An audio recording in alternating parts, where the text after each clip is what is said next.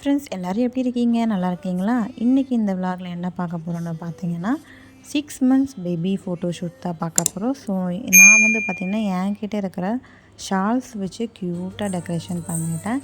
இது வந்து பார்த்திங்கன்னா நிறையவுமே ஆன்லைனில் சர்ச் பண்ணி தான் எடுத்தேன். பட்டர்ஃப்ளை தீம் தான். ஸோ சைடில் வந்துட்டு பார்த்திங்கன்னா ரோஸ் மாதிரி ட்ரை பண்ணியிருக்கேன். இந்த மாதிரி டெக்கரேஷன் வந்து நீங்களும் ட்ரை பண்ணி பாருங்கள். அந்த பட்டர்ஃப்ளைல வந்துட்டு ஒரு கொம்பு மாதிரி இருக்குமல்ல, அதுக்கு தான் வந்துட்டு கொஞ்சம் டைம் எடுத்துக்கிச்சு. நான் வந்து பார்த்திங்கன்னா சார்ட் இல்லாதனால A4 ஷீட்டில் வந்து ஹார்ட் மாதிரி வரைஞ்சி கட் பண்ணி அப்போ அதுக்கு வந்து வாட்டர் கலர்ஸ் கொடுத்தேன்.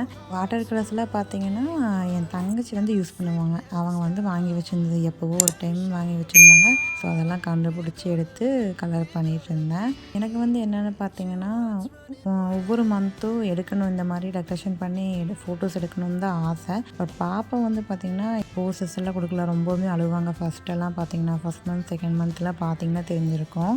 அப்புறம் பார்த்திங்கன்னா அப்போல்லாம் வந்துட்டு டெக்கரேஷன் பண்ணுறதுக்கு வந்து அம்மா என் தங்கச்சியெல்லாம் ஹெல்ப் பண்ணாங்க.